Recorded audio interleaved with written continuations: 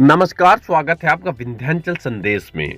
उप मुख्यमंत्री बनने के बाद राजेंद्र शुक्ला पहली बार शुक्रवार को रीवा पहुंचे। जगह जगह पार्टी कार्यकर्ताओं और उनके चाहने वालों द्वारा फूल मालाओं से गर्मजोशी से स्वागत किया गया। राजेंद्र शुक्ला चित्रकूट से रीवा पहुंचे थे।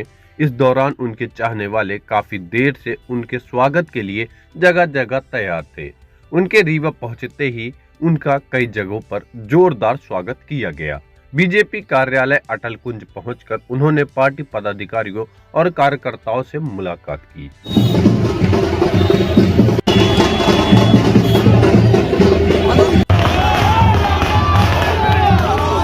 रीवा विधायक राजेंद्र शुक्ला रीवा विधानसभा सीट से 5वीं बार चुनाव जीते हैं।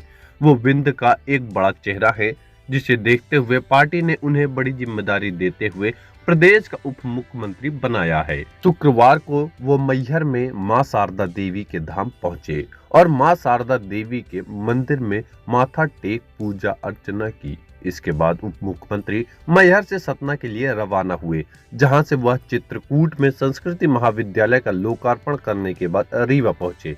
रीवा में उनके स्वागत के लिए जगह जगह फ्लैक्स पोस्टर के साथ ही मंच बनाए गए थे। उनके रीवा पहुंचते ही जगह जगह पर पार्टी कार्यकर्ताओं और उनके चाहने वालों द्वारा बड़ी ही गर्मजोशी से उनका फूल मालाओं से स्वागत किया गया।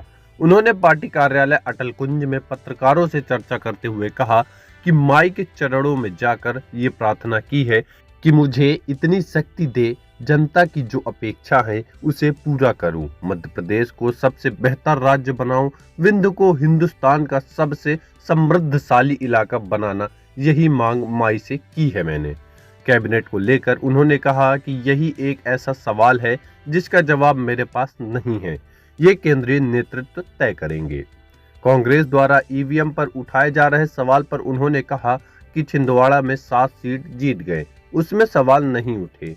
उन्होंने कहा कि लोकसभा के चुनाव में इस बार निश्चित रूप से भारतीय जनता पार्टी जीतेगी। जब भी कोई जिम्मेदारी मिलती है तो मैं हमेशा शारदा माई के धाम में जाता हूँ, उनके चरणों में अपना सिर दबा के और फिर अपने काम की शुरुआत करता हूँ। उसी कड़ी में आज मैं फिर से गया था, उनसे यही प्रार्थना की है कि इतनी हमें बुद्धि और शक्ति दें कि जनता की जो अपेक्षाएं हैं, हमारे मध्य प्रदेश को हिंदुस्तान का सबसे बेहतर राज्य बनाना और हमारे विंध्य क्षेत्र को हिंदुस्तान का सबसे समृद्धशाली इलाका बनाना, ये जो बड़ा काम है ये हमारे प्रयास भर से नहीं होगा, ये आपकी कृपा से ही होगा।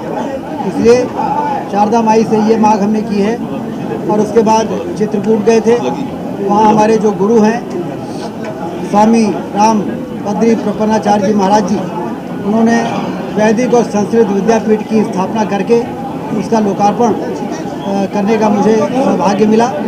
तो जिम्मेदारी मिलने के बाद शुरुआत ही बहुत अच्छी हो रही है। संस्कृत की रक्षा के लिए, सनातन की रक्षा के लिए, उसके संवर्धन के लिए, उसको बढ़ावे के लिए। इसका मतलब ये है कि ईश्वर की कृपा है और ये शुरुआत जब ऐसा है तो इसका अंजाम भी अच्छा होगा। हमारा विंध्य क्षेत्र समृद्धशाली होगा, नंबर 1 का स्थान प्राप्त करेगा और हमारा मध्य प्रदेश भी हिंदुस्तान का सबसे बेहतर राज्य बन के तैयार होगा। राज्य के प्रमुख के रूप में आपको चुना गया है, प्रदेश की कमान है आपके हाथ में, तो क्या रहेगा रीवा की स्थिति और प्रदेश में क्या विकास के कार्य? हमने बताया ना कि 18 सालों से हमारी सरकार है, लगातार सुधार के काम हमारी सरकार में हुए हैं। उसी का परिणाम है कि फिर से जनता ने हमें 163 सीट दे के फिर से सत्ता की चाबी हमारे हाथ में दे दी है बागडोर, क्योंकि हमने अच्छा काम किया, सुशासन जनता ने देखा। और इसलिए जो 18 वर्षों में जो सुधार हुआ है, बीमारू राज का कलंक मिटा है, उसको और आगे बढ़ाएंगे।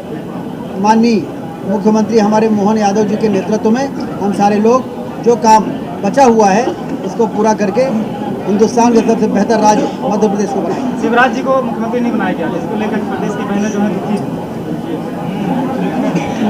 पूर्व मुख्यमंत्री शिवराज सिंह चौहान जी ने स्वयं ये कहा है, जब विधायक दल की बैठक में उन्होंने प्रस्ताव रखा तो उन्होंने ये कहा है कि इसी प्रकार से मुझे भी 2005 में पार्टी ने आगे बढ़ाया था, जिम्मेदारी दी थी, मैं भी बिल्कुल नया था। उसी प्रकार से डॉक्टर मोहन यादव जी को अब आज पार्टी आगे बढ़ा रही है, उनको जिम्मेदारी दे रही है जैसे मैंने अच्छा काम किया है वैसे मोहन यादव जी के नेतृत्व में भी अच्छा काम होगा। नए लोगों को आगे बढ़ाना और उनको काम करने का मौका देना, ये हमारे पार्टी का पुराना सिद्धांत है। उसी सिद्धांत पर चलते चलते आज हमारी पार्टी दुनिया की सबसे बड़ी पार्टी और जनता की सबसे प्रिय पार्टी बन चुकी है।